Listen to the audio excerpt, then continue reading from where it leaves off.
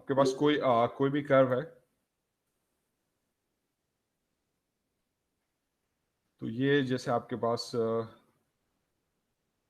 कोई vector valued function है और ये उसका कर्व आपको गिवन है, ठीक है। तो आप जब इसका डेरिवेटिव फाइंड आउट करते हैं तो अभी मैंने आपको बताया ज्योमेट्रिकली डेरिवेटिव जो है वो इस कर्व के किसी भी पॉइंट के ऊपर टेंजेंट को रिप्रेजेंट करता है। तो ये जो आपके पास ये जो डेरिवेटिव है तो that is the slope of tangent at any point, ठीक है। तो जैसे ये पॉइंट है तो ये इसके ऊपर यहाँ पे ये जो है ये इसके डेरिवेटिव या टेंजेंट की डायरेक्शन है। जो डेरिवेटिव होता है that is a tangent vector. तो ये जो आपके पास डेरिवेटिव है तो ये आपके पास जो है ये टेंजेंट वेक्टर है that is tangent to your curve, ठीक है। तो डेरिवेटिव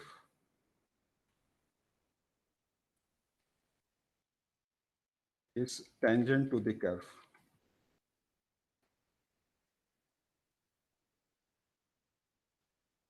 ठीक है। तो derivative is a tangent vector.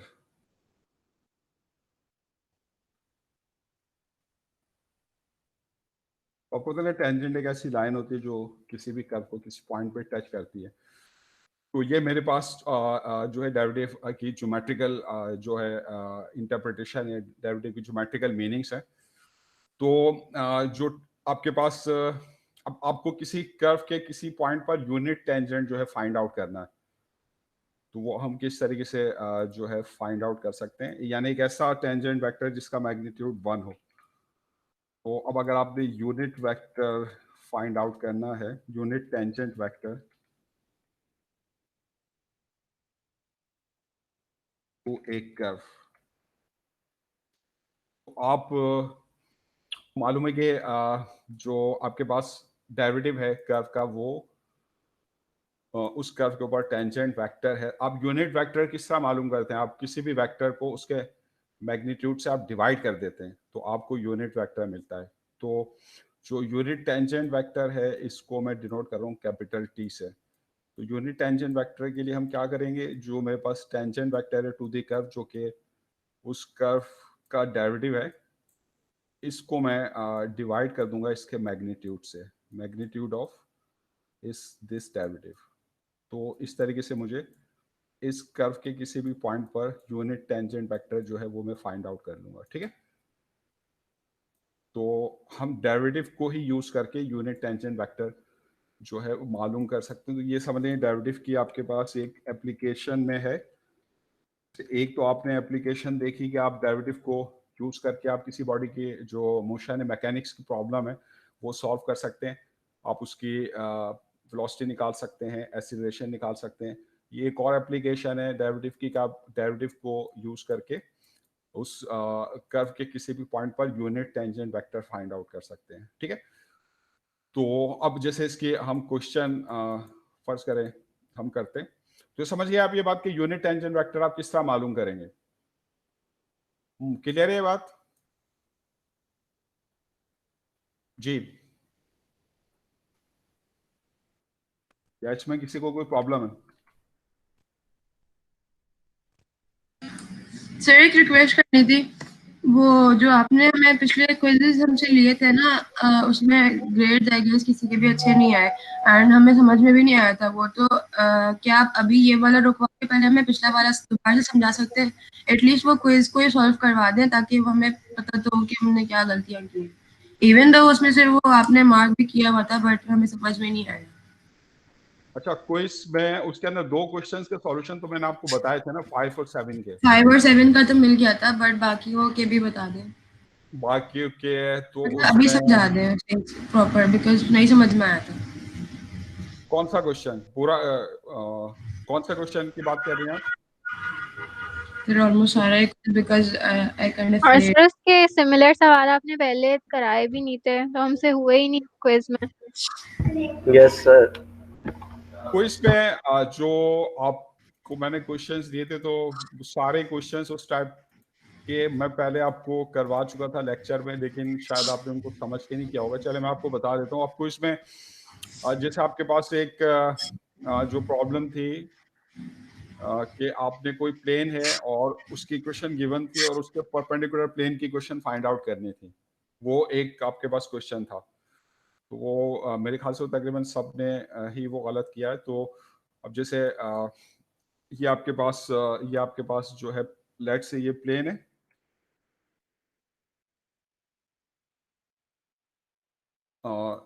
ये प्लेन की इक्वेशन आपको दी हुई है 3x + 2y and -5z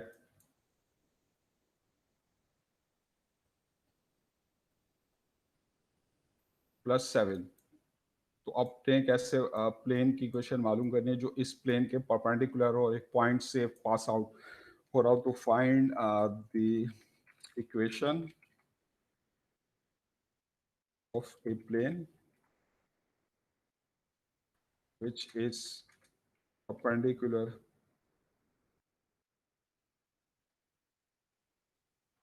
to above plane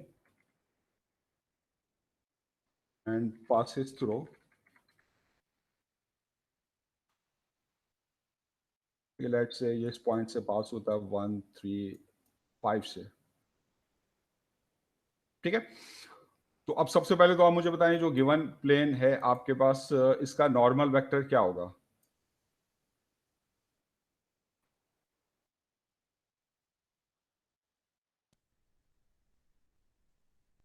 normal vector to given plane, ये जो एक्स वाई जी के जो कोफिशिएंट होते हैं ये नॉर्मल वेक्टर के कंपोनेंट होते हैं ना।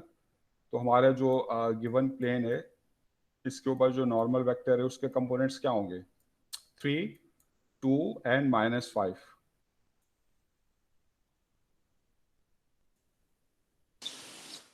सर ये सवाल तो आसान है, ये तो नहीं आपने दिया था हमें क्विज में? क्विज में दिया था ना आपको सर क्वेश्चन? वो तो पता नहीं क्या और ऑर्थोगोनल था। ये सवाल दिया था और ये तकरीबन सभी लोगों ने गलत किया। नहीं सर ये नहीं था, ये होता तो हम सही कर लेते। वो तो कुछ और ही था, ऑर्थोगोनल था उसमें। हाँ यही क्वेश्चन था। आप क्विज को देखें, क्विज है आपके पास? यस सर मैंने तो खोला हुआ सामने। हाँ तो क्वेश्चन नंबर 3 क्या था आपके पास? पढ़ें। क्वेश्चन नंबर 3 क्या है? सर उसमें हमारे पास था कि find a plane orthogonal to the plane 2x - 3y and passing through, और 3 पॉइंट्स दिए हुए। हाँ तो यही तो प्रॉब्लम है ना आपके पास के क्या फाइंड ए प्लेन ऑर्थोगोनल का मतलब क्या होता है? परपेंडिकुलर ही होता है ना। तो find a plane orthogonal to given plane and passing through this point, तो यही प्रॉब्लम है।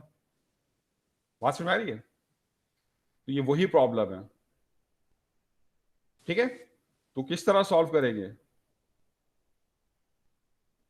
तो सबने गलत किया, तो अब मैं इसलिए आपको बता रहा हूं ताकि अब नेक्स्ट टाइम आप इसमें देखें आप क्या गलती कर रहे थे।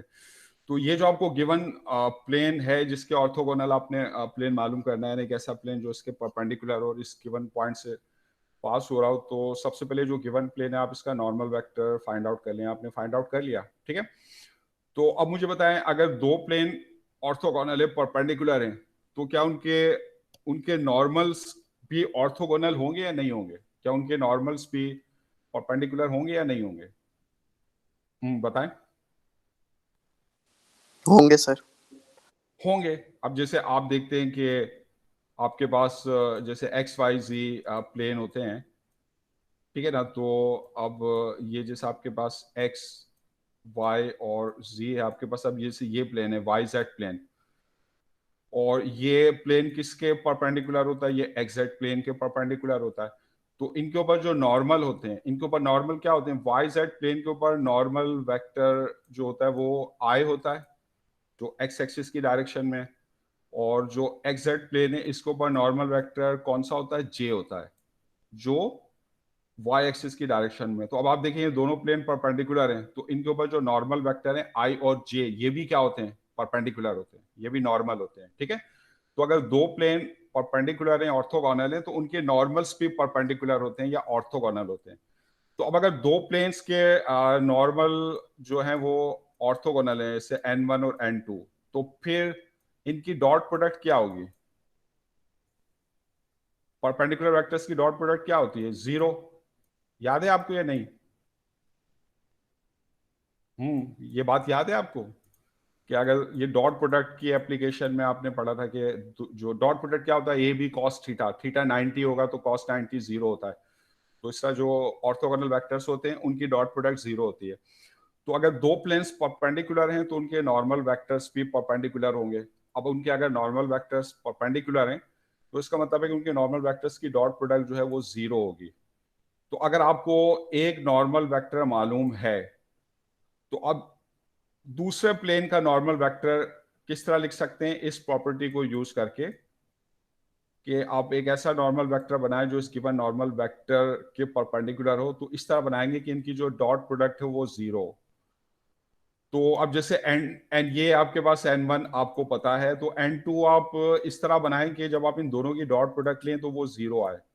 और डॉट प्रोडक्ट आप किस तरह लेते हैं? कंपोनेंट वाइज, x कंपोनेंट से मल्टीप्लाई हो, y कंपोनेंट से हो, प्लस z कंपोनेंट से, और उनका सम जो है वो 0। ठीक है ना? तो अब जैसे आप जो n2 आप लिखें, तो अब यहाँ पे आपने ऐसे नंबर लिखने, 3 ऐसे नंबर्स लिखने के जब उन तीनों नंबर्स को के ऊपर आप डॉट प्रोडक्ट अप्लाई करें, यानी इसके x को इसके x से मल्टीप्लाई करें, प्लस y को y से मल्टीप्लाई करें, प्लस z को z से मल्टीप्लाई करें, तो उनका जो सम हो वो 0। ठीक है? तो इस तरीके से आपको जो ऑर्थोगोनल प्लेन है उसके ऊपर नॉर्मल वेक्टर जो है वो मिल जाएगा। ठीक है, बात क्लियर है? तो अब मुझे बताएं कि अब अगर मैं n2 लिखूं तो अब कंपोनेंट्स आपने इस तरह लेने कि इनके साथ जब डॉट प्रोडक्ट लें तो वो 0 आए। तो अब जैसे फॉर एग्जांपल आप यहाँ पे जैसे लेट से लेते हैं 1। अब 1 को आप 3 से मल्टीप्लाई करेंगे तो ये कंपोनेंट क्या हो जाएगा? 3 1 जा 3, फिर प्लस, फिर यहाँ पे आप कोई कंपोनेंट लिखते हैं या आप अपनी मर्जी से दो कंपोनेंट लिख दें, it's up to you. Let say यहाँ पर आप लिखते हैं लेट से -1, तो ये -1 इस 2 से मल्टीप्लाई होगा, यानी y कंपोनेंट से मल्टीप्लाई होगा। तो ये आपके पास -1 इंटू 2 आ गया, फिर प्लस, और फिर ये -5 जो है ये मल्टीप्लाई होगा इसके z कंपोनेंट से। अब जो z कंपोनेंट है ना, ये दो कंपोनेंट तो आप अपनी मर्जी से लिख दें, लेकिन तीसरा कंपोनेंट आप अपनी मर्जी से नहीं लिख सकते, क्योंकि वो आपने इस तरह लिखना है कि ये जो सम हो दैट इज इक्वल टू 0। तो जैसे फर्ज करें कि यहाँ पे जो आप तीसरा कंपोनेंट आप लिखना चाहते हैं, आप उसको लेट से आप उसको कह देते हैं, वो आपके पास जो है वो t है। तो फिर ये -5 और t, ये जब मल्टीप्लाई करेंगे आप तो ये सम आपके पास 0 होना चाहिए। तो यहां से फिर आप इस t को निकाल सकते हैं जी। ये आपने n2 की जो वैल्यूज ली है 1 -1 t, ये हमने खुद से सपोज कर ली है। ये आपने खुद से सपोज करनी है। तो इसमें बाकी जो शुरू के जो दो नंबर्स हैं ना, आप ये कुछ भी ले सकते हैं, इट्स अप टू यू। लेकिन जो थर्ड आपके पास कंपोनेंट होगा, लिमिट कंडीशन कुछ नहीं है, मतलब कुछ भी उठा के ले ले। नहीं, कंडीशन है ना, ये 3 नंबर्स आप इस तरह लेंगे कि जब आप इनकी n1 के साथ डॉट प्रोडक्ट लें वो 0 हो। ये कंडीशन है ना, अपनी मर्जी से थोड़ी ले सकते, दो अपनी मर्जी से ले सकते हैं आप, लेकिन जो थर्ड वन है वो आप अपनी मर्जी से नहीं ले सकते, वो आप इस इक्वेशन से सॉल्व करके निकालेंगे। जैसे अगर फर्ज करें आप कहते हैं कि नहीं मैं 1 नहीं लेता, आप 3 ले लें, आप कहते हैं मैं इसको 3 ले लेता हूँ, इसको मैं 4 ले लेता हूँ, और थर्ड को मैं t ले लेता हूँ, फिर आपके पास इक्वेशन क्या बनेगी? 3 3 जा 9 प्लस 4 2 जा 8, और फिर t को आप 5 से मल्टीप्लाई करेंगे, -5t that is equal to 0। तो फिर इसको सॉल्व करके आप t निकालोगे। बात क्लियर हो रही है? सही से। जी सर। सर ये आपने इससे पहले तो मतलब कि हमें नहीं पढ़ाया था ये चीज, जो कहते हैं सुपोजिशन आपको वाली ये नहीं चीज नहीं पता, पढ़ाई थी। आपको ये नहीं पता कि दो परपेंडिकुलर वेक्टर्स की डॉट प्रोडक्ट 0 होती है? सर ये पता तो था, लेकिन मतलब आपने ये चीज जो कहते हैं क्लेरिफाई नहीं की हुई थी कोई इससे पहले हमें। तो इसमें जब आपने नॉर्मल वेक्टर लेने हैं तो आपने ऐसे नॉर्मल वेक्टर बनाने ना जिनकी डॉट प्रोडक्ट 0। तो एक नॉर्मल वेक्टर आपको दिया हुआ है, अब दूसरा आप किस तरह बनाएंगे कि आप उसके दो कंपोनेंट्स आप अपनी मर्जी से ले लें, कोई से भी ले सकते हैं, और जो तीसरा हमें component- पॉइंट्स जो हैं वो नॉर्मल वेक्टर दिए हुए हैं। जी, हमें कैसे पता चलेगा कि वो हमें नॉर्मल वेक्टर दिया हुआ है? वहां तो नहीं लिखा था कुछ ऐसा, क्वेश्चन में तो नहीं लिखा। तो प्लेन की इक्वेशन जब आपको अगर याद हो, जब आप प्लेन की इक्वेशन निकालते हैं तो किस तरह निकालते हैं? तो प्लेन की इक्वेशन, प्लेन के ऊपर आपको एक नॉर्मल वेक्टर दिया हुआ होता है। तो जो प्लेन की इक्वेशन आपको मैंने निकलवाई थी, तो उसमें जो नॉर्मल वेक्टर है आपके पास, उसके कंपोनेंट क्या होते हैं? वो होते हैं ए बी सी। और फिर आप उसको सॉल्व करते हो तो प्लेन की स्टैंडर्ड इक्वेशन आपके पास क्या आती है? A X plus B Y plus C Z plus D is equal to 0। तो इसमें ये जो एक्स वाई जी के जो आपके पास कोफिशिएंट होते हैं, ये आपके पास क्या होती है? नॉर्मल वेक्टर्स के कंपोनेंट होते हैं। ये चीजें तो आपने पीछे पढ़ी हुई है, लेक्चर में जाएं पीछे। कौन से लेक्चर में पढ़ी हुई? लेक्चर 2 या लेक्चर 3 में, जहां पे आप नॉर्मल की क्वेश्चन निकालते हैं। याद है आपको या भूल गए वो? यस सर, याद है। याद है ना? तो ये जो प्लेन की क्वेश्चन आपको दी हुई है, ये जो प्लेन है आपके पास, तो इसमें एक्स वाई जेड के जो कोफिशिएंट हैं आपके पास, ये क्या है? ये इसके नॉर्मल वेक्टर्स के कंपोनेंट है। तो इस प्लेन के ऊपर नॉर्मल वेक्टर हमें ये मिल गया। और जो इसका परपेंडिकुलर प्लेन है, उसका जो नॉर्मल वेक्टर होगा वो आपके पास किस तरह होगा कि इन दोनों की जो डॉट प्रोडक्ट है वो 0 हो। तो अब अगर आपको एक नॉर्मल वेक्टर मालूम है और आपने एक दूसरा नॉर्मल वेक्टर इस तरह बनाना है कि उनकी डॉट प्रोडक्ट 0 हो, तो डॉट प्रोडक्ट 0 कब होती है? जब x component plus y component plus z components का सम 0। तो अब अगर आपने एक ऐसा नॉर्मल वेक्टर बनाना है जो इस गिवन नॉर्मल वेक्टर के परपेंडिकुलर है, तो किस तरह बनाएंगे?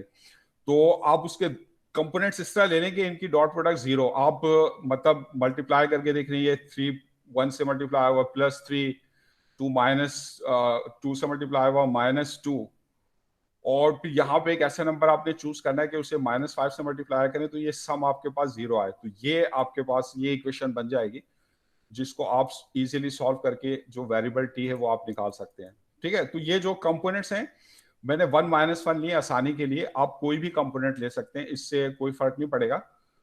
आपको जो प्लेन की इक्वेशन है वो आपकी चेंज हो जाएगी, लेकिन क्योंकि अगर आपको एक प्लेन गिवन है, तो आप मुझे बताएं, अगर एक प्लेन आपके पास गिवन है तो कितने प्लेन्स होंगे जो उस प्लेन के ऊपर परपेंडिकुलर होंगे? इन्फिनिट। आप बहुत सारे प्लेन ले सकते हैं जो इस प्लेन के ऊपर परपेंडिकुलर है। जैसे ये प्लेन भी परपेंडिकुलर है आपके पास, और ये प्लेन भी परपेंडिकुलर है। तो एक प्लेन के ऊपर जो परपेंडिकुलर प्लेन्स उनकी तादाद इन्फिनिट होती है। तो इस तरह आप कोई भी इक्वेशन निकाल सकते हैं डिफरेंट परपेंडिकुलर प्लेन्स के लिए। वो डिपेंड कर रहा है कि आपने उसके नॉर्मल वेक्टर के कंपोनेंट्स क्या लिए। तो अब जैसे फर्ज करिए, जैसे मैंने 1 ले लिया, ये -1, अब थर्ड कंपोनेंट टी मैं इस इक्वेशन से सॉल्व करके निकाल लेता हूँ। तो ये आपके पास क्या होगा? 3 - 2 और ये -5t। तो इसको अगर आप सॉल्व करके t को कैलकुलेट कर लें, तो ये आपके पास 5t will be equal to 1। तो t आपके पास कितना आ जाएगा? 1/5। ठीक है? तो ये जो n2 है, यानी जो सेकंड ऑर्थोगोनल प्लेन का जो नॉर्मल वेक्टर है, वो आपको मिल गया 1 - 1, और t आपने कैलकुलेट किया 1/5। तो अब देखिए, ये जो नॉर्मल वेक्टर है ऑर्थोगोनल प्लेन का, ये किस तरह है कि जब आप n1 और n2 इनकी अगर आप डॉट प्रोडक्ट लेंगे, ये 0 आएगी। ठीक है? तो ये हमें जो हमारा रिक्वायर्ड ऑर्थोगोनल प्लेन है उसका नॉर्मल वेक्टर मिल गया। तो अब उसकी इक्वेशन क्या होगी? उसकी इक्वेशन हमें पता है, जो स्टैंडर्ड इक्वेशन होती है आपके पास प्लेन की, वो क्या होती है? A X plus B Y plus C Z plus D is equal to 0। तो अब इसमें ए हमें पता चल गया 1 है, तो ये x हो गया, b -1 है तो ये -5 हो गया, और c आपके पास 1/5 है तो ये 1/5 z हो गया, और प्लस d। तो अब इसमें मसला किस चीज का है? हमें d नहीं मालूम। ये इक्वेशन तो हमारे पास आ गई, अब d किस तरह निकालें? तो उसके सर लिए हमने मतलब पहले वाली 1 और -1 खुद अज्यूम किया था, तो इसके जगह अगर हम कुछ और लें तो सबकी इक्वेशंस तो फिर अलग आएंगी। हाँ, तो वही मैं आपको बता रहा हूँ ना, कि एक प्लेन के ऊपर कितने नॉर्मल प्लेन्स होते हैं? इन्फिनिट। बात समझ में आ रही है यार? तो वो आप कोई दूसरा ऑर्थोगोनल प्लेन जो है फाइंड आउट करेंगे अगर आप ये वैल्यूज चेंज कर दें, लेकिन वो रहेगा इसके ऊपर ऑर्थोगोनल ही। तो आप हर स्टूडेंट जो है वो अगर डिफरेंट नॉर्मल वेक्टर यहाँ पे निकालेगा तो हर एक की क्वेश्चन डिफरेंट आएगी, क्योंकि हर एक एक अलग और डिफरेंट ऑर्थोगोनल प्लेन जो है गिवन प्लेन के ऊपर मालूम कर रहा होगा। ठीक है। तो अब अगर आपने 1 और -1 चूज किया, क्योंकि ये वैल्यूज, आप 1 1 भी चूज कर सकते हैं, इट्स अप टू यू। आप कोई और नंबर भी चूज कर सकते हैं, आप 1 1 चूज कर लें तो उसमें एक सबसे आसान नंबर है। तो अब इसमें डी हम किस तरह फाइंड आउट करें? डी मालूम करने के लिए आपको ये कंडीशन गिवन है कि आपका जो रिक्वायर्ड प्लेन है वो इस पॉइंट से गुजर रहा है, पॉइंट 135 से। तो अब इस पॉइंट के कोऑर्डिनेट अगर मैं पुट कर दूं तो डी आ जाएगा, यानी एक्स की जगह मैं 1 रख दूं, वाई की जगह मैं 3 रख दूं और z की जगह 5 रख दूं। तो क्योंकि ये जो आपका प्लेन है ये इस पॉइंट से पास हो रहा है, पासिंग थ्रू 135, तो अगर ये इस पॉइंट से पास हो रहा है तो इसके कोऑर्डिनेट्स इसके अंदर पुट करके हम d को जो है फाइंड आउट कर लेते हैं। तो ये पासिंग थ्रू 135 ये इस पॉइंट से पास हो रहा है, ठीक है। तो इस पॉइंट के कोऑर्डिनेट रखें, यानी x की जगह अगर आप 1 रखें, माइनस y की जगह आप 3 रखें और 1/5 और z की जगह आप रखें 5। तो इस तरीके से ये जो d है इसकी वैल्यू आपको मिल जाएगी। तो अब d की वैल्यू क्या होगी आपके पास? ये 5 से 5 कैंसिल, 1 और 1 2 -3 -1 plus d is equal to 0। तो यहाँ से जो d है आपके पास वो आपकी वैल्यू आ गई 1।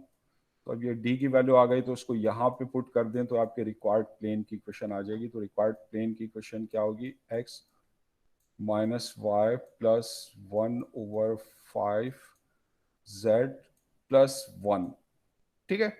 तो ये आपका रिक्वायर्ड प्लेन है। अब इसमें आप 5 से पूरी इक्वेशन को मल्टीप्लाई कर दें ताकि डिनोमिनेटर में से 5 खत्म हो जाए। तो अगर आप पूरी इक्वेशन को 5 से मल्टीप्लाई करेंगे ये इक्वेशन आपके पास आ जाएगी 5x minus 5y plus z plus 5 is equal to 0। तो ये जो है ये आपका रिक्वायर्ड प्लेन है। समझ में आ रही बात?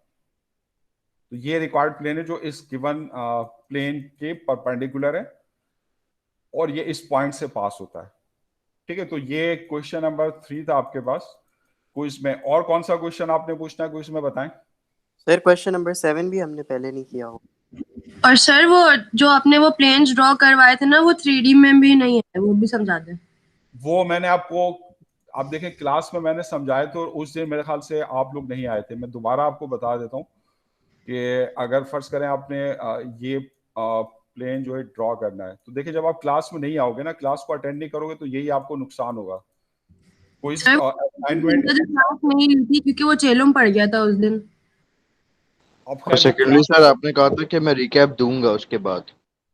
तो रिकैप उसके बाद जो फिर आप लोग आए तो उसके अंदर तो मुझसे किसी ने भी नहीं पूछा कि सर आप ये मुझे बताएं, आपने असाइनमेंट में भी उसको गलत किया। तो उसके बाद भी मतलब आपको पूछना चाहिए कि सर अगर ये चीज़ मुझे नहीं आ रही तो आप मुझे बताएं।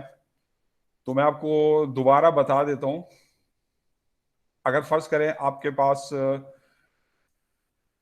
ये आपका प्लेन है 3x minus z is equal to 0, आपने इसको ड्रॉ करना है। तो अगर कोई एक वेरिएबल मिस होता है तो फिर हम उसको किस तरीके से ड्रॉ करते हैं? तो ये आपके पास ये x y और z है। तो ये जो आपके पास x और z प्लेन के ऊपर ये एक लाइन बनेगी, ठीक है। ये आपके पास ये एक्स जेड प्लेन है। तो अगर इसमें y वेरिएबल मिस है तो ये आपके पास एक्स जेड प्लेन के ऊपर लाइन होगी। जो भी वेरिएबल मिस होगा उसको हटा के जो दूसरा प्लेन आपको मिल रहा है उसके ऊपर ये लाइन होगी। तो 3x माइनस जेड जो है आपके पास, अगर आप इसको ड्रॉ करेंगे, ये प्लेन है आपके पास एक्स जेड प्लेन, यानी ये जो वॉल है आपके पास इसके ऊपर ये जो लाइन है ये इस तरीके से है, ये इसके ओरिजिन से पास होगी, ठीक है। ये आपने लाइन बना दी, ये है 3x माइनस जेड, ये इस प्लेन के ऊपर 3x minus z is equal to 0।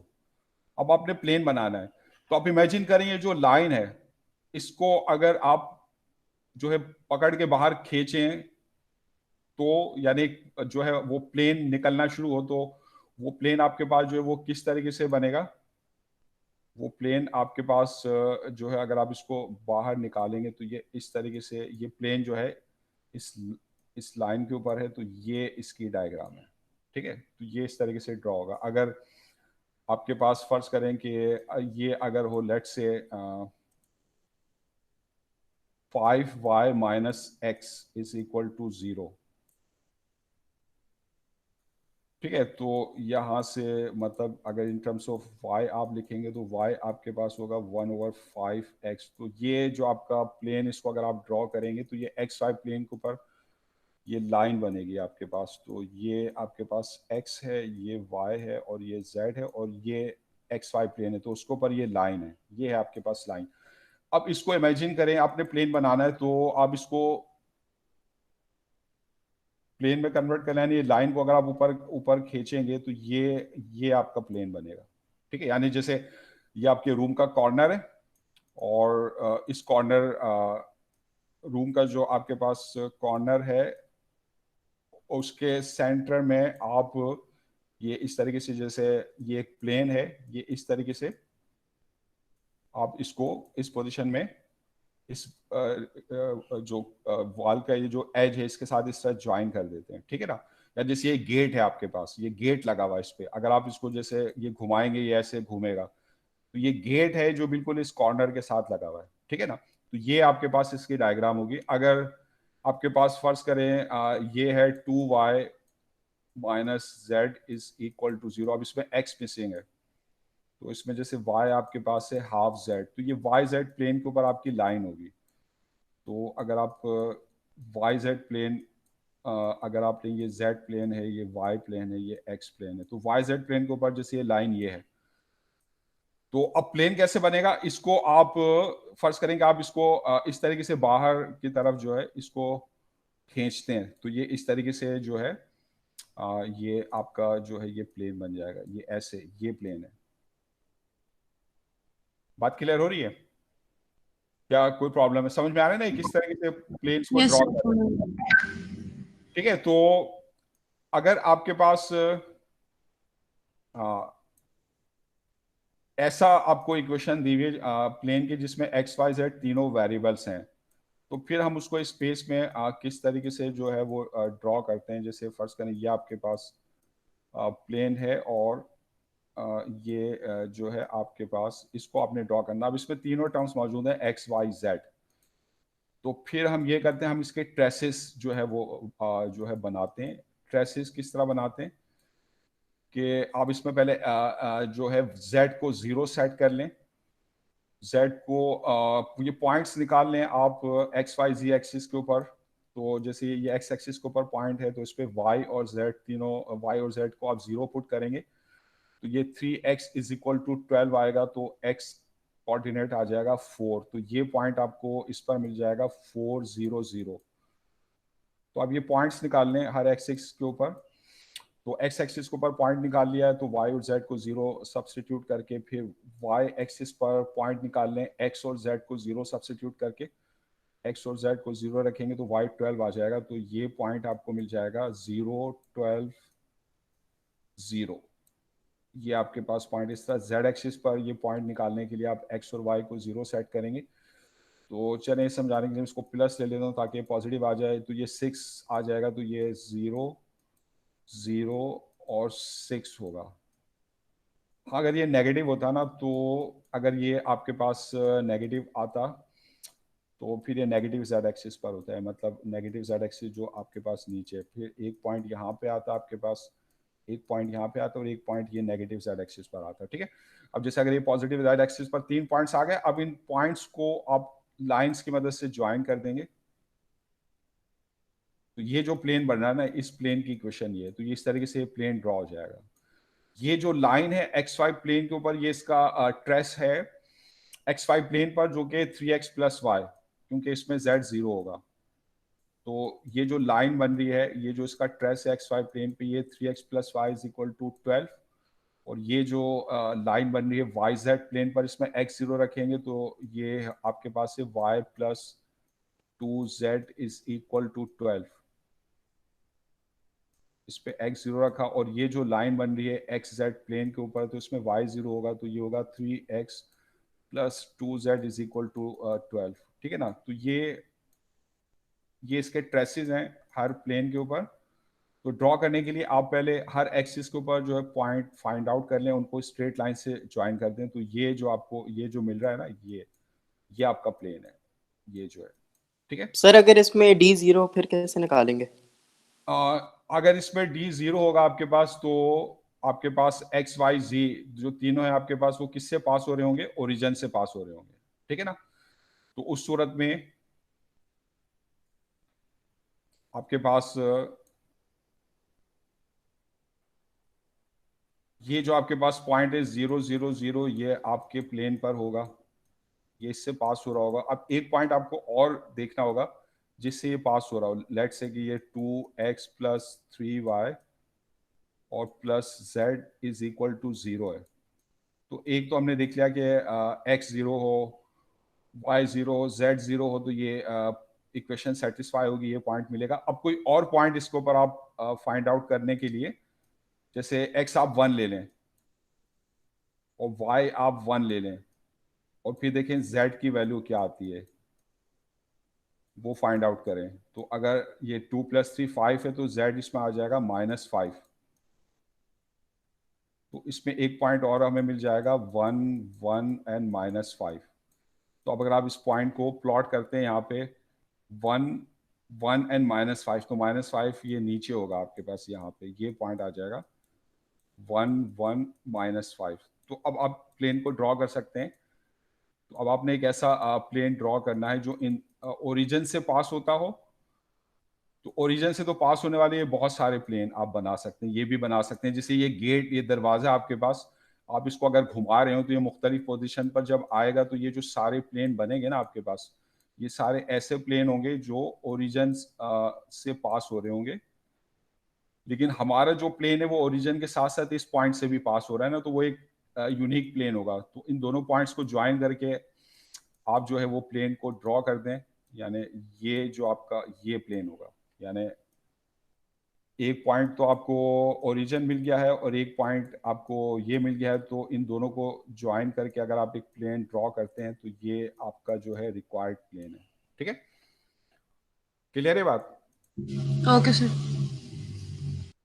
तो इसमें हाँ, तो ये आपको अगर ये नेगेटिव फर्ज करें, या अगर z कोऑर्डिनेट नेगेटिव आएगा, तो फिर ये प्लेन आपका इस तरीके से जो है ये ड्रॉ होगा। ये जैसे इसको आपने ऊपर ज्वाइन किया, अब ये नीचे ज्वाइन हो रहा है, ठीक है ना। तो इन तीनों पॉइंट्स को आप ज्वाइन कर देंगे, तो फिर ये आपके पास एक लाइन ये है, ठीक है। और कौन सा क्वेश्चन उसमें पूछना है? सर क्वेश्चन 7 वो नहीं किया था हमने। तो क्वेश्चन 7 में अब देखें, इसके अंदर जो ट्रिग्नोमेट्रिक फंक्शंस के दरमियान जो आपकी आइडेंटिटीज है ना, वो आपको मालूम होनी चाहिए। जैसे तीन आइडेंटिटीज जो सबसे ज्यादा इस्तेमाल होती हैं, वो कौन कौन सी है आपके पास? Sine square theta plus cos square theta is equal to 1, ठीक है ना। ये आपकी पहली ट्रिग्नोमेट्रिक आइडेंटिटी है, तो ये एक आपको मालूम होनी चाहिए। दूसरी जो आपके पास है, वो आपके पास क्या है कि 1 + tan square theta that is equal to sec square theta. तो ये सेकंड आइडेंटिटी आपके पास ट्रिग्नोमेट्रिक फंक्शंस के दरमियान ये रिलेशन है, ठीक है। अब ये पिछली क्लासेस में मैट्रिक में भी ये मैट्रिक में ही पढ़ लेते हैं जब आप ट्रिग्नोमेट्री पढ़ते हैं। और ये फर्स्ट ईयर, अगर आप मैथ पढ़ा फर्स्ट ईयर के मैथ में भी जो है इनको यूज करते हैं हम। तो 1 + cot square theta is equal to cosec square theta. तो मैं आपको वो फार्मूले बता रहा हूँ ट्रिग्नोमेट्रिक फंक्शंस के, जो आमतौर पे हम यूज करते हैं, जिनकी हमें ज़रूरत पड़ती है। तो ये एक आपके पास तीन आइडेंटिटीज आ गई हैं। इसके अलावा जो हम रिलेशन निकालते हैं, जैसे आपके पास cos 2 थीटा है, तो cos 2 थीटा जो है ये बराबर होता है cos square theta minus sign square theta. तो एक ये फार्मूला है जिसके हमें ज़रूरत पड़ती है। तो इसके तीन फार्मूले हैं cos 2 थीटा के। एक है cos square theta minus sign square theta, एक फार्मूला है 1 - 2 साइन स्क्वायर थीटा, ये सिर्फ इन टर्म्स ऑफ साइन थीटा। और तीसरा आपके पास है 2 cos स्क्वायर थीटा -1, ठीक है ना। तो ये आपके पास फॉर्मूले। इसके अलावा जो साइन 2 थीटा है आपके पास, वो बराबर होता है 2 साइन थीटा कॉस थीटा के। तो ये फार्मूले में आप याद रखें, इन फार्मूलों की हमें ज़रूरत पड़ती है। तो इन्हीं में से जो है आपको जो ज़रूरत पड़ेगी कौन सा फॉर्मूला यूज़ करें, तो साइन 2 थीटा होता है 2 साइन थीटा और कॉस थीटा। तो अब 7 क्वेश्चन में आपने जो सिलेंड्रिकल कोऑर्डिनेट्स को कन्वर्ट करना था कार्टेशियन कोऑर्डिनेट्स में। तो सिलेंड्रिकल कोऑर्डिनेट्स आपके पास क्या होते हैं, आर थीटा एंड जेड। ठीक है, आर थीटा जेड आपके पास जो है ये स्पेस में पोलर कोऑर्डिनेट्स हैं, यानी स्पेस में अगर आपके पास कोई पॉइंट है तो ये जो आपके पास पॉइंट है इसका अगर आप प्रोजेक्शन लेते हैं एक्स एक्सिस के ऊपर, तो ओरिजिन से इस पॉइंट तक ये डिस्टेंस आपके पास आर होता है, ये एंगल आपके पास थीटा होता है और ये आपके पास जेड होता है। तो ये इसके जो है सिलेंड्रिकल कोऑर्डिनेट्स होते हैं। आर 2 डायमेंशन में ये पोलर कोऑर्डिनेट्स बन जाते हैं, आर थीटा जेड। ठीक है, और जो कार्टेशियन कोऑर्डिनेट है आपके पास उसमें कोई भी पॉइंट है तो आप उसके एक्स वाई जेड कंपोनेंट्स की मदद से उसको रिप्रेजेंट करते हैं। तो ये आपके पास जैसे एक्स कोऑर्डिनेट है, ये आपके पास वाई कोऑर्डिनेट है और ये जेड कोऑर्डिनेट है। तो ये एक्स वाई और जेड, तो ये आपके पास जो कार्टेशियन कोऑर्डिनेट्स है। और पोलर कोऑर्डिनेट्स को कार्टेशियन कोऑर्डिनेट्स में कन्वर्ट करने के लिए हमारे पास फार्मूले होते हैं। ठीक है, तो कौन कौन से जो आपको मैंने बताए थे, आप जैसे आर जो होता है आपके पास आर स्क्वायर, ये बराबर होता है x square plus Y square plus z square.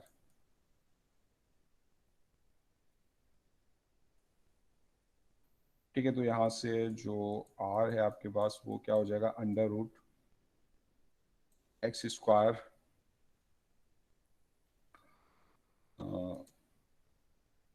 R आपके पास होता है, आर स्क्वायर होता है x square plus Y square, तो आर होगा under root x square plus Y square.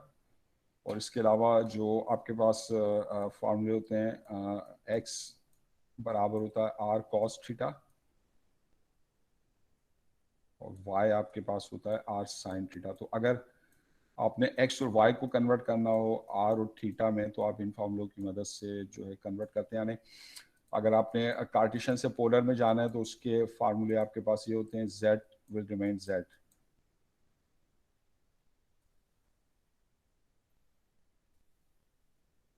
ठीक है, तो अगर एक्स वाई जी की ये वैल्यूज रखेंगे तो हम कार्टेशियन से पोलर में चले जाएंगे।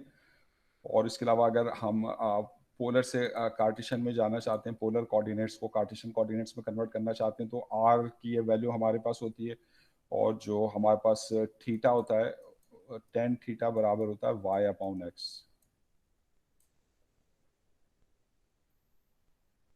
ठीक है, तो अब उसमें क्वेश्चन नंबर 7 में आपको ये मैंने क्वेश्चन दी हुई थी सिलेंड्रिकल कोऑर्डिनेट्स में, आपने इसको कार्टेशियन कोऑर्डिनेट्स में कन्वर्ट करना था। आर कॉस 2 थीटा और मेरे ख्याल से इसके अलावा जो था वो था मेरे ख्याल से -2r साइन स्क्वायर थीटा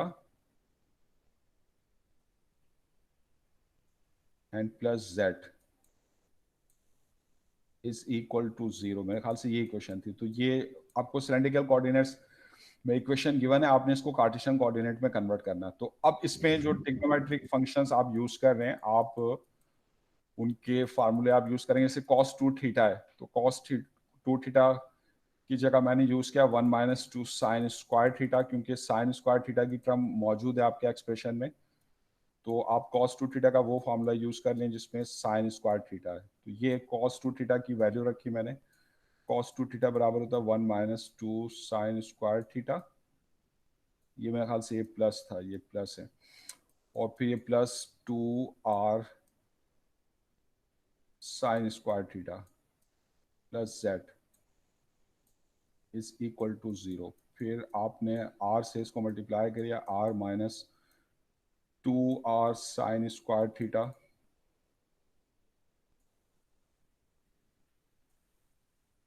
और ये plus 2r sine square theta plus Z है।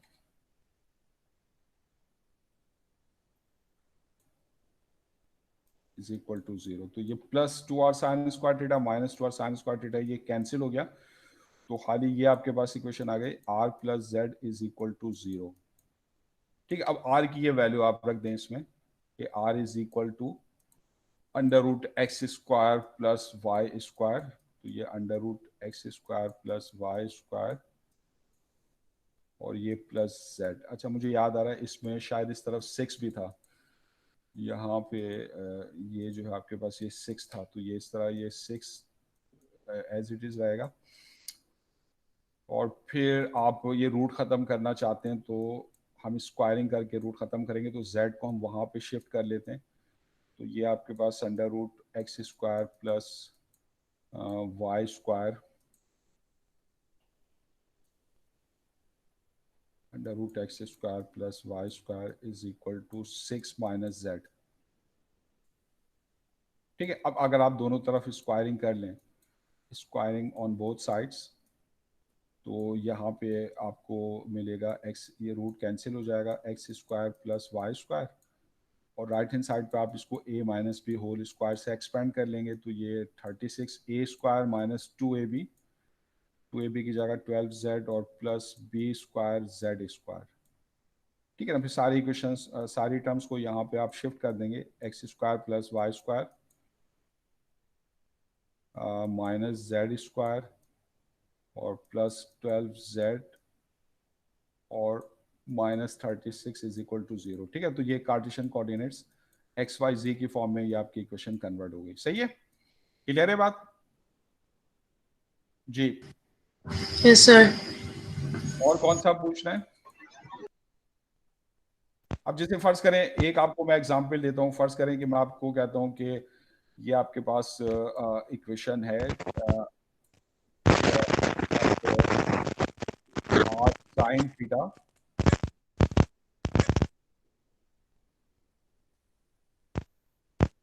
Plus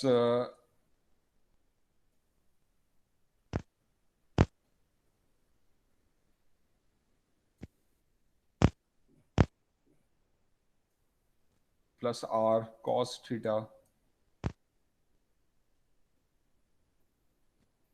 plus 3z equal to 11।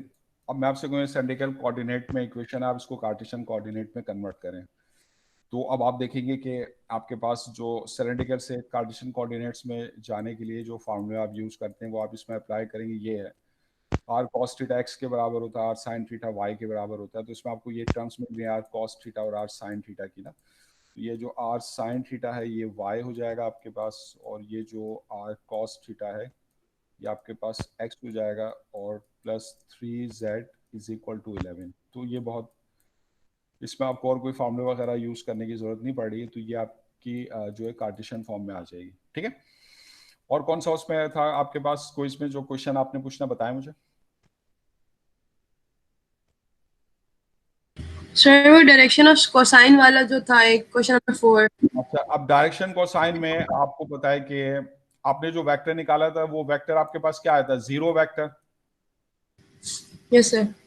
तो अब जीरो वेक्टर का तो कोई मैग्नीट्यूड नहीं होता, आप इसको ड्रॉ नहीं कर सकते ना। अगर कोई वेक्टर आपके पास है और आप उसको ड्रॉ करते हैं तो उसके डायरेक्शन को साइंस आप किस तरीके से निकालते हैं, जो उसके एक्स एक्सिस के साथ एंगल है अल्फा कॉस अल्फा, फिर कॉस बीटा वाई एक्सिस के साथ एंगल, तो वो आप फिर निकाल लेते हैं, वो उसका तरीका आपको पता है। लेकिन अब अगर नल वेक्टर है तो नल वेक्टर के डायरेक्शन कोसाइंस डिफाइन नहीं होते, आप नल वेक्टर के डायरेक्शन कोसाइंस नहीं निकाल सकते, नल वेक्टर के डायरेक्शन कोसाइंस पॉसिबल नहीं है, तो आप सिंपली लिख देंगे कि direction cosines are not possible, क्योंकि आप नल वेक्टर को ड्रॉ नहीं कर सकते। ठीक है ना, तो ये बात खत्म हो जाएगी। सर ट्रू फॉल्स भी बता दें। ट्रू फॉल्स में आप बताएं, पहला क्या था आपके पास, पहला क्वेश्चन क्या था उसमें ट्रू फॉल्स में? Sir j cross I is normal to के क्रॉस आई क्रॉस के। अच्छा, के क्रॉस आई ये आप ये नॉर्मल है यानी नहीं परपेंडिकुलर है, सर, जे क्रॉस आई। के क्रॉस आई इंटू के क्रॉस आई ये है। जी नहीं जी सर, पहला वाला जे है, जे। अच्छा, तो के क्रॉस आई और दूसरा आपके पास है के क्रॉस आई, ये है ना, जे फॉर जैकार्ड। ये था ना।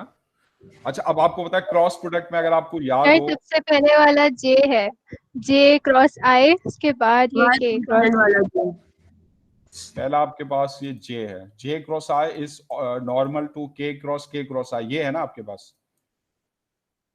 जी सर। अच्छा, अब आपको अगर आपको याद हो, जो आप कार्टेशियन यूनिट वेक्टर्स के दरमियान क्रॉस प्रोडक्ट निकालते हैं, तो आई क्रॉस जे किसके बराबर होता है? के जे क्रॉस के आई के, और के क्रॉस आई जे के, यानी जो मिसिंग होगा उसके बराबर होगा। अब अगर आप एंटी क्लॉकवाइज जाते हैं तो साइन प्लस आते हैं, क्लॉकवाइज जाते हैं तो साइन माइनस आते हैं। तो इसमें भले से आप साइन को कंसिडर ना भी करें, असल में यह है कि जब आप इनकी क्रॉस प्रोडक्ट लेंगे तो उससे क्या हासिल होगा? तो जे क्रॉस आई से क्या हासिल होगा? के, और के क्रॉस आई से क्या हासिल होगा? जे, और फिर इसके क्रॉस प्रोडक्ट आप ले रहे हैं जे के साथ, और फिर के क्रॉस जे से क्या हासिल होगा? आई। तो यहाँ पे के आ गया आपके पास, और इस पूरे ब्रैकेट को जब आपने सॉल्व किया तो ये आई आ गया। तो अब आप कह रहे हैं k is normal to i, is it true और फॉल्स? क्या के आई पर नॉर्मल होता है? होता है। ये तीनों जो आपके पास है एक दूसरे पर परपेंडिकुलर होते हैं ना, आई जे के। तो आई जो है वो परपेंडिकुलर है जे पर और के पर भी। इस तरह के जे और आई, के जो है आई और जे दोनों पर परपेंडिकुलर है, तो तीनों वेक्टर्स म्यूचुअली ऑर्थोगोनल है। तो K is normal to I, that is true. तो ये आपके पास क्या था? ट्रू था। ठीक है। तो सर नॉर्मल भी लाइक ऑर्थोगोनल ही होता है, वो भी हाँ, परपेंडिकुलर ही होता परपेंडिकुलर कह लें, ऑर्थोगोनल कह लें, नॉर्मल कह लें, एक ही मतलब है। है। अच्छा, सर ये दूसरा पहले तो नहीं पढ़ा था। है, पहले क्या मतलब नहीं पढ़ा था? ये तो पुरानी आपके पास चीजें जो पिछली क्लासेस में आपने पढ़ी होंगी। नॉर्मल क्या होता है?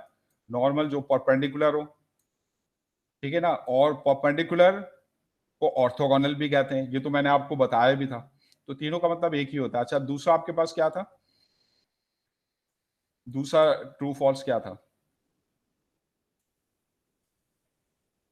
जी? दूसरा ट्रू फॉल्स क्या है? सर इसमें जैसे आई आ रहा है, अगर नेगेटिव आई आता तब भी ये दोनों वो होते एक हाँ, दूसरे इससे पे। देखें, अगर आई नेगेटिव होता तो ये इस डायरेक्शन में रहता है ना, लेकिन रहता फिर भी नॉर्मल। मतलब अगर आपके पास एक प्लेन है तो ये उसके ऊपर नॉर्मल है। अगर आप माइनस कर देंगे तो ये दूसरी साइड पर होगा, लेकिन रहेगा नॉर्मल ही। तो क्योंकि एक प्लेन की दो साइड्स होती हैं, तो उस पर आप दो नॉर्मल वेक्टर ड्रॉ कर सकते हैं। उनमें सिर्फ डायरेक्शन ऑपोजिट होने का फर्क होगा, डायरेक्शन उनकी ऑपोजिट होगी, लेकिन वो परपेंडिकुलर होंगे। तो माइनस से कोई फर्क नहीं पड़ेगा, सिर्फ उसकी डायरेक्शन जो होगी वो रिवर्स हो जाएगी, लेकिन वो नॉर्मल ही रहेगा। इसलिए मैंने यहाँ पे माइनस प्लस का ख्याल नहीं रखा। बात समझ में आ रही है? अच्छा, अब सेकंड आपके पास क्या है? Minus V sir minus U cross V dot W अच्छा, minus U U cross V dot W dot W, that is equal to. W cross U dot V. अच्छा, तो अब इसमें आपको पता है कि ये जब आप क्रॉस प्रोडक्ट में, आपको पता है, आप ऑर्डर चेंज करते हैं तो उसका साइन चेंज हो जाता है, ठीक है ना। यानी आपको पता है कि जो आपके पास ए क्रॉस बी है, दैट इज इक्वल टू, अगर आप ऑर्डर चेंज कर देंगे तो क्या होता है, क्योंकि डायरेक्शन चेंज हो जाती है, तो A cross B is equal to minus B cross A. तो क्रॉस प्रोडक्ट एंटी कम्यूटेटिव होती है, उसमें जब हम ऑर्डर चेंज करते हैं तो साइन चेंज हो जाता है। तो अब ये जो आपके पास है, ये वाली माइनस यू क्रॉस वी, अगर आप इसमें u और v का ऑर्डर चेंज कर दें तो क्या हो जाएगा? साइन चेंज हो जाएगा। Minus into minus, already minus है, तो माइनस का साइन चेंज होकर ये प्लस हो जाएगा। तो ये आ जाएगा v cross u dot w। सही है। अच्छा, और फिर आप क्या कर सकते हैं? w को आप शुरू में लिख सकते हैं, क्योंकि डॉट प्रोडक्ट कम्यूटेटिव होती है, तो ये हो जाएगा w dot p cross v,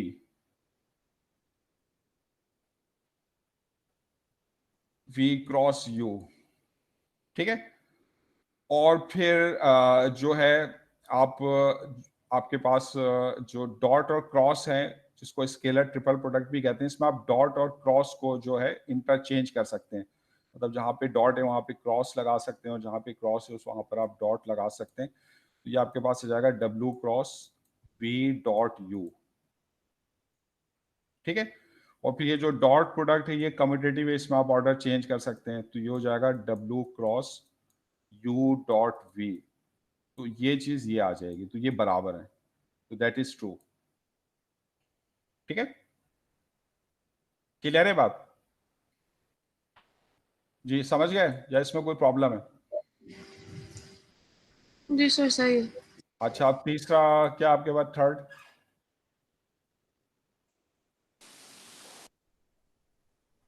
third क्या था? The point 7 and -3 lies on the line 1 7, अच्छा ये पॉइंट इस लाइन पर लाई करते हैं, लाइन की पैरामेट्रिक इक्वेशन दी हुई थी, x किसके बराबर था? -1 + t। अच्छा ये -1 + t है, और y आपके पास क्या था? 3 + 2t। 3 + 4t, और z जो था आपके पास 2t है सर। 3 + 2t, और z क्या था आपके पास? 3 - 3t। 3 - 3t। तो अब अगर आपने चेक करना है कि ये पॉइंट इस लाइन पर है, तो इस पॉइंट के जो कोऑर्डिनेट्स है वो इस लाइन की इक्वेशन को सेटिस्फाइड करेंगे। तो अगर जैसे इसका x कोऑर्डिनेट 1 है, तो अगर मैं यहाँ पे 1 रख के t की वैल्यू निकाल लूँ, तो ये आपके पास t की वैल्यू जो आ जाएगी वो क्या आ जाएगी? 1 - 1 + t, तो t की वैल्यू यहाँ से क्या आ जाएगी? 2 आ जाएगी। तो अब अगर बाकी दोनों इक्वेशन से भी t की वैल्यू 2 आती है, तो इसका मतलब होगा ये जो पॉइंट है आपके पास वो इस लाइन पर है। लेकिन अगर t की डिफरेंट वैल्यूज आती हैं, तो फिर इसका मतलब होगा ये पॉइंट इस लाइन पर नहीं है। अब अगर आप सेकंड इक्वेशन में आए, y आप रखें 7, तो 7 = 3 + 2t, तो यहाँ से भी t की वैल्यू वही आनी चाहिए जो x वाली इक्वेशन से आई थी, यानी 2। तो क्या आप इसको सॉल्व करें, t 2 आएगा, 3 वहां ले जाए, 7 - 3 4 डिवाइडेड बाई 2, तो इससे भी t की सेम वैल्यू आएगी 2, पैरामीटर सेम आना चाहिए। फिर इसमें आ जाए z रख दें आप -3, तो z अगर आप रखते हैं -3 = 3 - 3t, अब इसको आप सॉल्व करके t की वैल्यू निकालें। अब अगर इससे t की वैल्यू 2 ही आती है, तो फिर ये पॉइंट इस लाइन पर होगा, डिफरेंट आती है तो ये पॉइंट इस लाइन पर नहीं होगा। तो इसको अगर आप सॉल्व करें, t की वैल्यू क्या आएगी? -3 - 3 -6 डिवाइडेड बाय -3, तो इससे भी t की वैल्यू 2 आएगी। तो क्योंकि तीनों इक्वेशन से पैरामीटर की वैल्यू सेम आ रही है, तो इसका मतलब है ये जो पॉइंट है वो इस लाइन पर है, तो दैट इज ट्रू। समझ में आ रही बात? क्लियर है?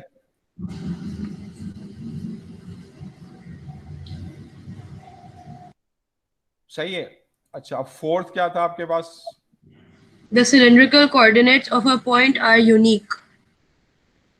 तो सिलेंड्रिकल कोऑर्डिनेट्स किसी पॉइंट के यूनिक होते हैं। तो सिलेंड्रिकल कोऑर्डिनेट्स हम किस तरह निकालते हैं कि अगर ये कोई पॉइंट है, तो ये जो है आपके पास r है, जो ओरिजिन से पॉइंट तक का डिस्टेंस है, और इसका जो एंगल है आपके पास वो थीटा है, और ये आपके पास जो है इसका z कोऑर्डिनेट है, दैट इज z। तो ये जो आपको पॉइंट मिल रहा है स्पेस में, ये जो पॉइंट है, तो इसके सिलेंड्रिकल कोऑर्डिनेट्स क्या हैं? r, थीटा और z।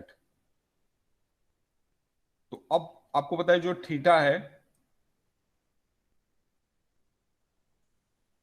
थीटा अब यूनिक नहीं है कि अगर ये थीटा है, आप एक रेवोल्यूशन, एक चक्कर मुकम्मल करके दोबारा यहां पर पहुंच जाएंगे। मतलब अगर आपके पास थीटा जो है वो अगर 30 है, थीटा = 30, तो अगर आप एक चक्कर मुकम्मल करें 360, तो ये 30 + 360 होगा 390, तो 390 डिग्री एंगल भी वही है आपके पास जो 30 डिग्री है। इस तरह अगर आप एक चक्कर और मुकम्मल कर लें, यानी 390 + 360, तो दोबारा आप इसी पोजीशन पे आएंगे। तो थीटा आपके पास जो है वो आफ्टर एवरी 360 वो पोजीशन रिपीट होगी, यानी ये इस तरीके से, तो ये पोजीशन आफ्टर 360 ये होगी, फिर आफ्टर 360 ये होगी। तो थीटा की वजह से इसमें यूनिकनेस नहीं होगी। यानी अगर आपके पास कोई पॉइंट है, उसके लिए थीटा 30 है, आप उसका लेट से सिलेंड्रिकल कोऑर्डिनेट्स लिखते हैं r30z, तो अब 30 में 360 ऐड कर दें 390, तो आपको वही पॉइंट हासिल होगा। तो एक पॉइंट को आप डिफरेंट रिप्रेजेंटेशन दे सकते हैं सिलेंड्रिकल कोऑर्डिनेट्स में, तो उसके सिलेंड्रिकल कोऑर्डिनेट्स यूनिक नहीं होते। यूनिक का मतलब क्या है कि एक ही आपके पास कोऑर्डिनेट्स आए, एक से ज्यादा नहीं आए।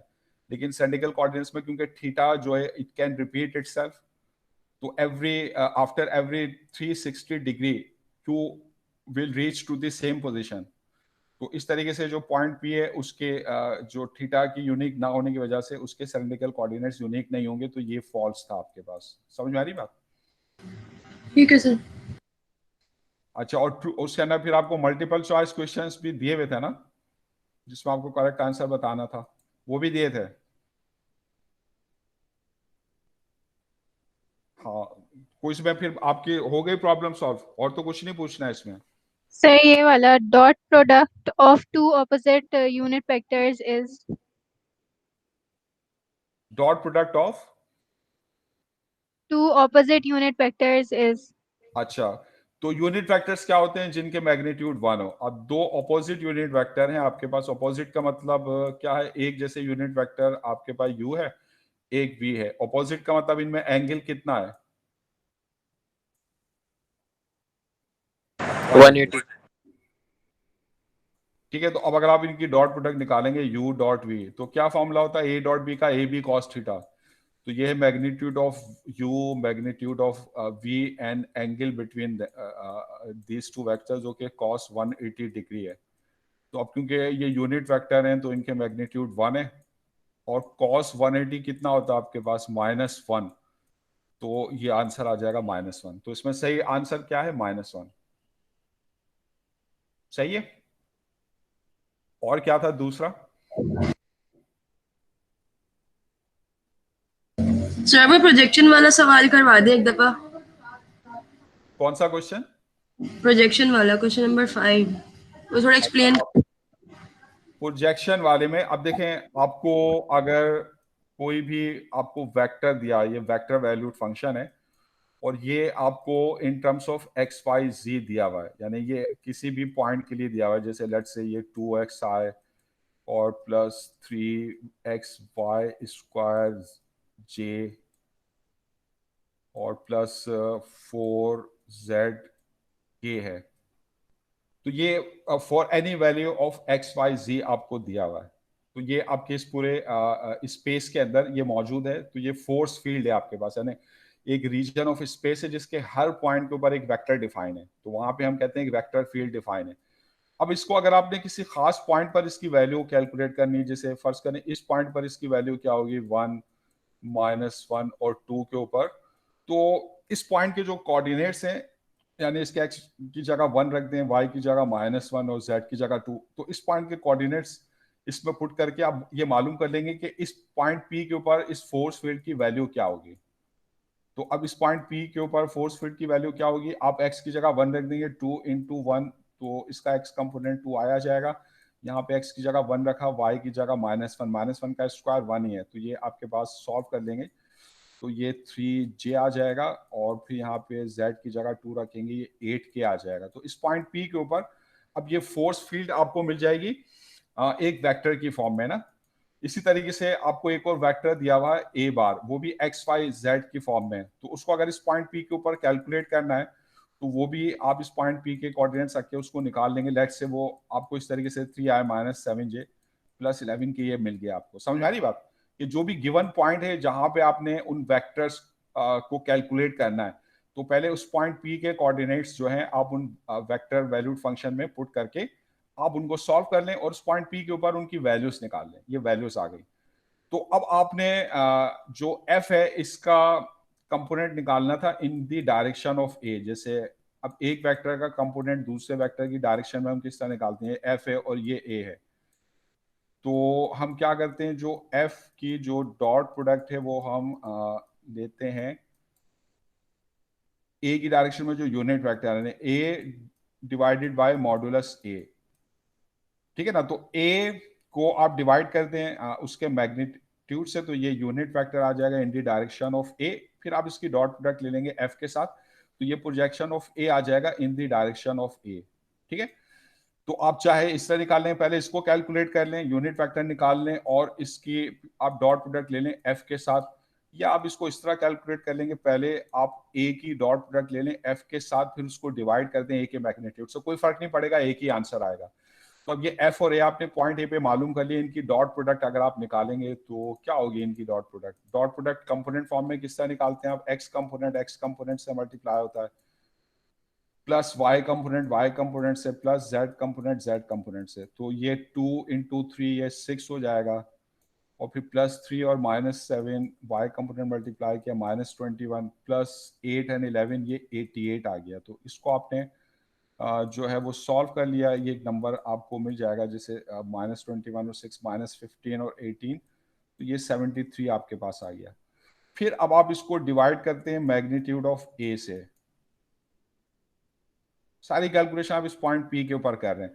तो पॉइंट पी पर ए ये है, तो इसका मैग्नीट्यूड जो होगा आपके पास क्या होगा ए का, तो वो क्या आपके पास √x कंपोनेंट का स्क्वायर, ए का x कंपोनेंट है 3 प्लस y कंपोनेंट का स्क्वायर जो कि है -7 और प्लस z कंपोनेंट का स्क्वायर जो कि है आपके पास 11।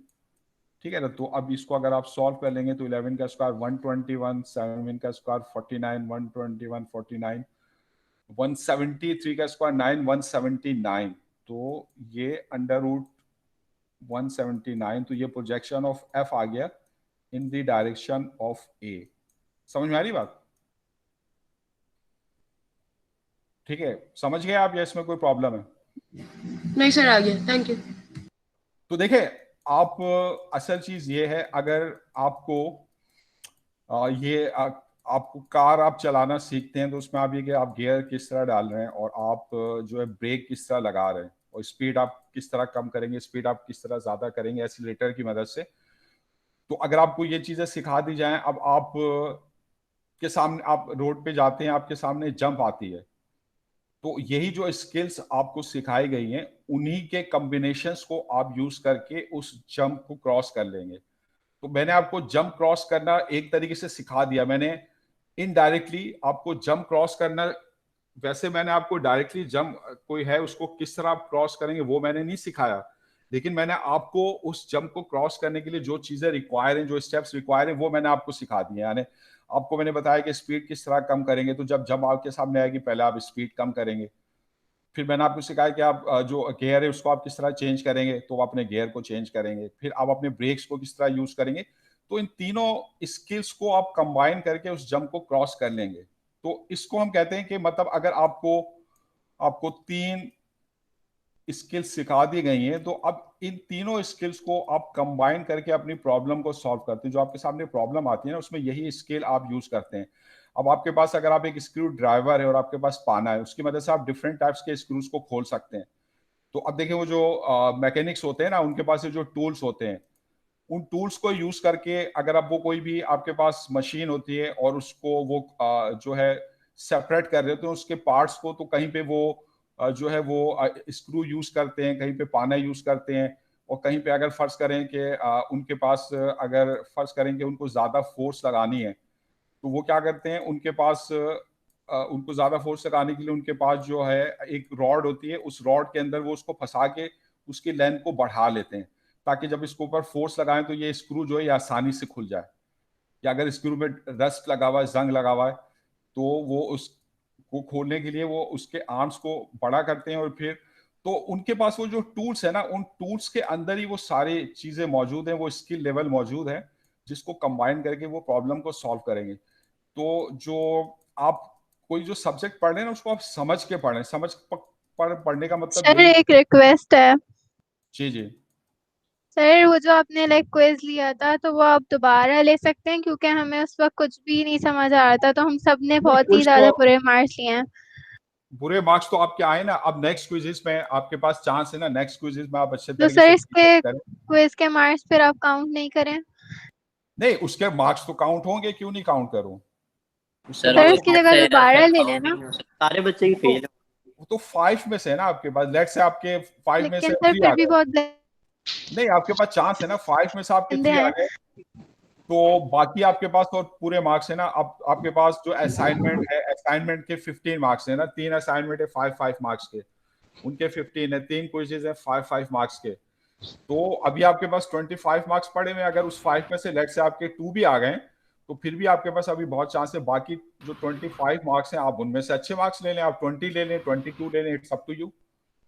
तो समझ के पढ़ें। देखिए मेन चीज यही है कि कोर्स आप जो पढ़ लेना उस पर कॉन्सेप्ट आपके क्लियर हो और फिर आप उनको यूज करके जो भी अपनी प्रॉब्लम्स है ना आप उनको सॉल्व कर सकते हो। ये रट्टा लगाने वाली चीज नहीं कि आप रट्टा लगाए, नहीं, आप इसमें समझेंगे क्या चीज आप पढ़ रहे हैं और फिर आप जो चीजें पढ़ रहे हैं ना अगर आपने उनको समझा हुआ है तो अगर कहीं पे उनको यूज करना पड़ेगा तो आप उन्हें यूज कर लेंगे, लेकिन अगर आप समझ के नहीं पढ़ेंगे तो फिर कोई फायदा नहीं है।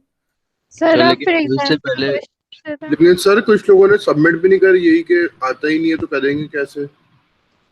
एंड सर नहीं क्विज तो से पहले जो आपको कहते हैं काफी सारी चीजें हमारी क्लियर नहीं होंगी और काफी सारे सवाल बहुत डिफरेंट होंगे, तो फिर हम किस तरह से क्लियर करते हैं और सर और हमने कौन कुछ सर एक सी बात तो पेनल्टी की तब आप आएगी। क्वेश्चन सबमिट ही नहीं मुझे करा है। आप जो है आप मुझसे पूछे ना, आप क्लास जब आपकी हो रही है, आप क्लास में आ रहे हैं तो आपको अगर कोई चीज समझ में नहीं आ रही तो फौरन मुझसे पूछे आप कि सर ये सर चीज आपसे पूछा था समझ तो में नहीं आपने ये कह दिया था, कहते हैं पहले आपने पढ़ा हुआ है ये।